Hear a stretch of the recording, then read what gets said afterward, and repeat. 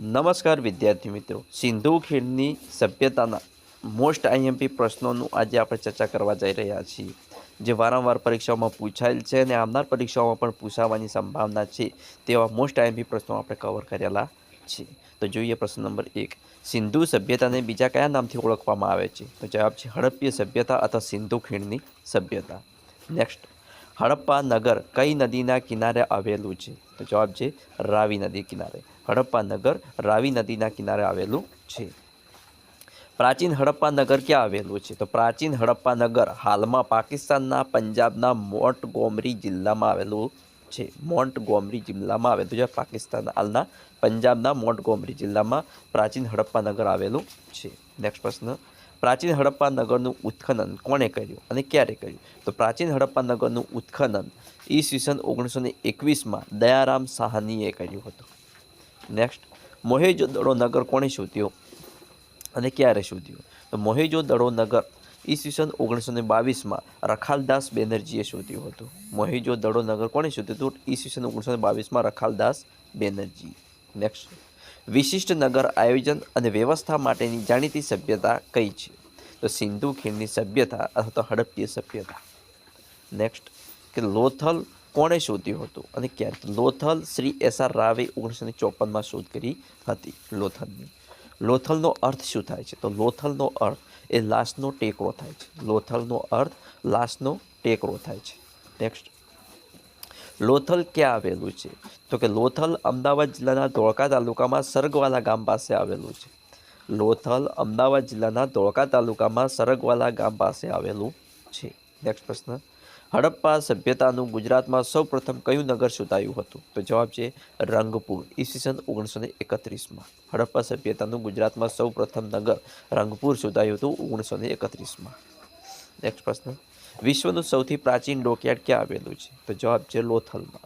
વિશ્વનું સૌથી પ્રાચીન ડોકયાર્ડ લોથલમાં આવેલું છે. નેક્સ્ટ, એસ.આર. રાવે કયા સ્થળને લઘુ હડપ્પા કે લઘુ મોહેજો-દડો કહ્યું છે? તો જવાબ છે લોથલને. એસ.આર. રાવે કયા સ્થળને લઘુ હડપ્પા કે લઘુ મોહેજો-દડો કહ્યું છે? તો જવાબ છે લોથલ. નેક્સ્ટ, પ્રાચીન લોથલવાસીઓ શબને કઈ દિશામાં માથું રાખીને દફનાવતા હતા? તો જવાબ છે ઉત્તર દિશામાં. પ્રાચીન લોથલવાસીઓ શબને ઉત્તર દિશામાં માથું રાખીને દફનાવતા હતા. નેક્સ્ટ, સિંધુ લિપિના કેટલા ચિહ્ન લોથલમાંથી મળી આવ્યા છે? તો જવાબ છે 95. સિંધુ લિપિના 95 ચિહ્ન લોથલમાંથી મળી આવ્યા છે. નેક્સ્ટ, પ્રાચીન રંગપુર કઈ નદીના કિનારે વસેલું છે? તો જવાબ છે પાદર નદીના કિનારે. પ્રાચીન રંગપુર એ પાદર નદીના કિનારે વસેલું છે. નેક્સ્ટ, પાદર નદીના કાંઠે કયા બે પ્રાચીન નગરો વસેલા હતા? તો જવાબ છે રંગપુર અને રોજડી.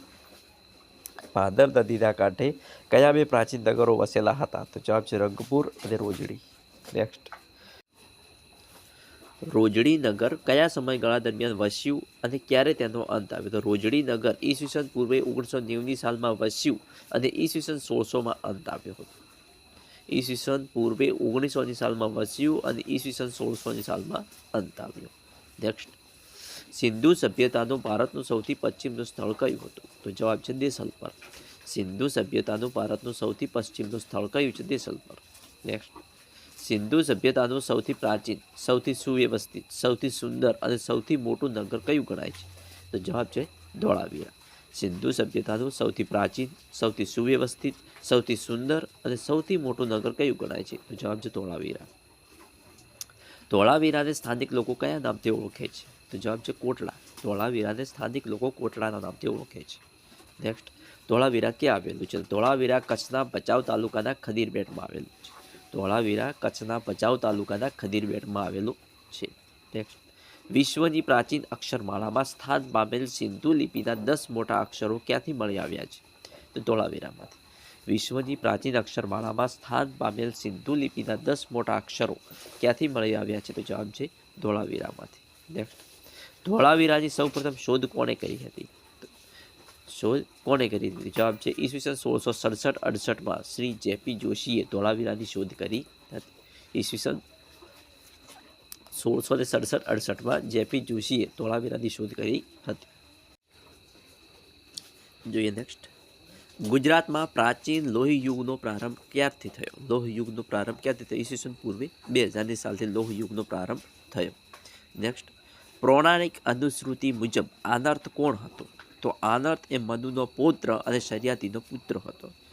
મનુનો પૌત્ર અને શર્યાતીનો પુત્ર હતો. કોણ? આનર્થ. નેક્સ્ટ, આનર્થ પ્રદેશની રાજધાની કઈ હતી? તો જવાબ છે કુશસ્થલી, જે દ્વારકાના નામથી ઓળખાય છે, જે આંધ્ર પ્રદેશની રાજધાની હતી. નેક્સ્ટ, અનુશ્રુતિ મુજબ ભાર્ગવોની ભૂમિ કઈ ગણાય છે? તો જવાબ છે ભૃગુ કચ્છ અથવા તો ભરૂ કચ્છ. અનુશ્રુતિ મુજબ ભાર્ગવોની ભૂમિ એટલે ભૃગુ કચ્છ. નેક્સ્ટ, જૈન અનુશ્રુતિઓ મુજબ નેમિનાથ કેટલામાં તીર્થકર ગણાય છે? તો જવાબ છે 22માં. જૈન અનુશ્રુતિઓ મુજબ નેમિનાથ એ 22માં તીર્થકર ગણાય છે. નેક્સ્ટ, યાદવોના અગ્રણી નેતા કોણ હતા? તો જવાબ છે શ્રી કૃષ્ણ. યાદવોના અગ્રણી નેતા શ્રી કૃષ્ણ હતા. નેક્સ્ટ, પ્રદ્યુમનનો પુત્ર કોણ હતો? તો જવાબ છે અનિરુદ્ધ. પ્રદ્યુમનનો પુત્ર અનિરુદ્ધ હતો. નેક્સ્ટ, ગુજરાતી સાહિત્યમાં ઓખાહરણનો પ્રસંગ કોની સાથે સંકળાયેલો છે? તો જવાબ છે શ્રી કૃષ્ણના પૌત્ર અનિરુદ્ધ અને બાણની સાથે. ગુજરાતી સાહિત્યમાં ઓખાહરણનો પ્રસંગ કોની સાથે સંકળાયેલો છે? તો જવાબ છે શ્રી કૃષ્ણના પૌત્ર અનિરુદ્ધ અને બાણની સાથે. નેક્સ્ટ, અર્જુનને ઇન્દ્રપ્રસ્થ વસાવવા કોણે મદદ કરી હતી? તો જવાબ છે શ્રી કૃષ્ણએ. અર્જુનને ઇન્દ્રપ્રસ્થ વસાવવા શ્રી કૃષ્ણએ મદદ કરી હતી. નેક્સ્ટ, યાદવોનો અંત કયા અને કઈ રીતે આવ્યો? તો જવાબ છે પ્રભાસ પાટણમાં એકબીજા સાથે અંદરો અંદર લડાઈને યાદવોનો અંત આવ્યો. નેક્સ્ટ, યાદવા સ્થળીનું વર્ણન કયા ગ્રંથમાં છે? તો મહાભારતમાં. યાદવા સ્થળી એટલે કે નું વર્ણન કયા ગ્રંથમાં છે? તો મહાભારતમાં એનું વર્ણન છે.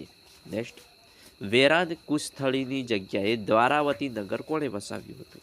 તો વેરાદ કુશસ્થળીની જગ્યાએ દ્વારાવતી નગર શ્રી કૃષ્ણએ વસાવ્યું હતું.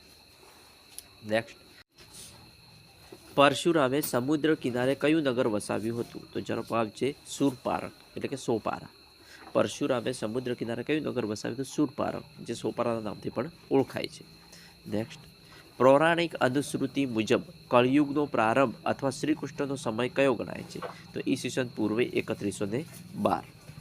ઈસવીસન પૂર્વે 3112નો સમય જે કળયુગનો પ્રારંભ અથવા તો શ્રી કૃષ્ણનો સમય ગણાય છે. જોઈએ નેક્સ્ટ પ્રશ્ન, સોપારા ક્યાં આવેલું છે? તો સોપારા એ મુંબઈ નજીક આવેલું છે. સોપારા ક્યાં આવેલું છે? મુંબઈ નજીક. સોપારા મુંબઈ નજીક આવેલું છે. નેક્સ્ટ, ધોળાવીરા કયા જિલ્લામાં આવેલું છે? ધોળાવીરા કચ્છ જિલ્લામાં આવેલું છે. ધોળાવીરા કચ્છ જિલ્લામાં આવેલું છે. જોઈએ નેક્સ્ટ પ્રશ્ન, 2008માં વાય એ રાવલે કચ્છ જિલ્લાના કયા સ્થળે સિંધુ સંસ્કૃતિના કુંભારી કામના ઉત્તમ નમૂનાઓની શોધ કરી? તો જવાબ છે કાનમેર. 2008માં વાય એ રાવલે કચ્છ જિલ્લાના કયા સ્થળે સિંધુ સંસ્કૃતિના કુંભારી કામના ઉત્તમ નમૂનાઓની શોધ કરી? તો જવાબ છે કાનમેર. વિદ્યાર્થી મિત્રો, જો મારો વિડીયો પસંદ આવ્યો તો વિડીયોને લાઇક, કમેન્ટ અને શેર કરવાનું ના ભૂલતા. Thanks for watching my video.